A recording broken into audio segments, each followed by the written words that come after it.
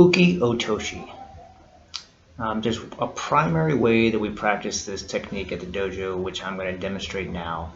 I have a lot to say about this technique, and I usually try not to say too much in these videos, so I'm going to save that for the end. So if you just want to watch the demonstration and explanation of the technique by Uchikomi, I'm going to do that up front, and I'm going to talk a little bit more about it at the end. Uki Otoshi. On this one, I'm using two bands, two belts. Usually I put it on the side of the door. This one I'm going underneath the door because I'm going to pull this over my leg and I want to feel that tension. But you can probably set it up either way. For the upper body part, people do this in different ways. I'm going to show you my preferred version and explain why I think it's the best version. It's a lot like Seoi-goshi, except I'm going across the front of the body, I'm going across the side of the body. On Seoi-goshi, I'm pulling in, and I'm going to bend my forearm and come across the front of the body to stick my elbow in the far side armpit.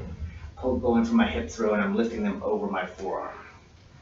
On this one, instead of going across the front of the body, I'm going across the side of the body, into the armpit on the near side, between the arm and the body. What this is going to do for me is as I pull in here, my arm's going to go around the side of the body to get out of the way, so I can pull you all the way in, chest to chest. And then when I turn, my forearm is along your rib cage, and it's going to help me push your body around without having to use muscle. I'm not pushing it with my arm, I'm locking it in, locking it to your body, and then my arm moves with my body, so as my body moves, I'm helping to push you around in front of me. It looks different with a person, but with the belts, it looks almost identical because there's no body there. The way I'm going to set it up is I'm pulling the belts up. As I set up, I'm stepping in across my own foot. I would go into the instep. The person in front of me, since there's no foot there, I just set it up by stepping in front of my other foot. Lifting up, stepping, the trailing arm bends, comes underneath, and I hit the belt on the far side. Then as I turn, I'm going to drop my front leg and just bend my back leg and pull the belt over my thigh. You can see my legs at about a 90-degree angle. I think this is important. I see people do this in competition with the legs a lot straighter, but it's really dangerous, and we talk about this at the dojo to be really careful. If that body weight comes down and falls straight down on your leg, the leg doesn't bend that way. You're going to hyperextend that knee with someone's body weight, especially if they're a lot bigger than you. So I'm really careful to make sure my leg is at a 90-degree angle going over the top. Lift and step, come underneath, drop the front leg, pulling the bands over my thigh. Knee. Sun. Shi. Go. Rope. Siege. Hatch. Coup. Ju.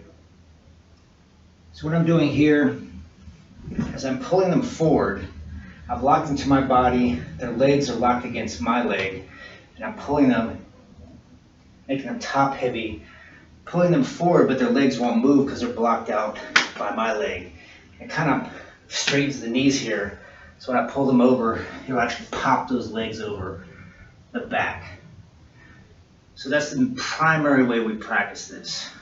One of the reasons why I want to talk about this throw is because I think there's more versions of this throw than any other throw, in my opinion, in my experience.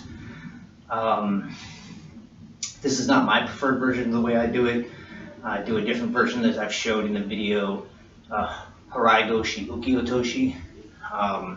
It's basically a sacrifice version of Tai Otoshi, where my leg, instead of being up and bent, is I'm actually putting my knee down, just like I did Harai-goshi. Go in for Harai-goshi, and then I'm just dropping that leg this way. I find that to be more practical for me when I'm in a competitive setting. This is a little more technical than I find I'm able to do at full speed. That doesn't mean it can't be done or other people don't do it. It's just difficult for me. That's why I prefer the other version. But I can think of probably at least a half a different versions of this throw. Some of which the leg's not touching at all. I see versions where I'm actually out of the way and I'm throwing this way. I see some versions where the person's not even following at all. I see some where it's actually a counter to somebody else's throw. Someone's going in for a sotogari and you're getting out of the way and throwing them over. We focus a lot on the leg and what we're doing with our legs, and I think that's good to do. But in judo, this is one of the first throws of judo that we learn, and it's technically a hand throw. And there's a lot going on with the movement and what I'm doing with my hands. And there's a lot of room for interpretation with the name uki-otoshi, body drop. Some of the throws that I see, I'm not even sure, it doesn't look like anything that I would imagine is this throw. And I recommend you going online and look up uki-otoshi, check out some videos, particularly some compilations of competition where you see different people trying to do this throw kind of one right after the other, and see how many different versions there are and how some of them kind of look like they wouldn't fit into these parameters. So I wanted to talk about this because if you're training this with another Jazuru school or with judoka, there could be a lot of discussion about the right way to do this throw, but the way we do it for testing is this version.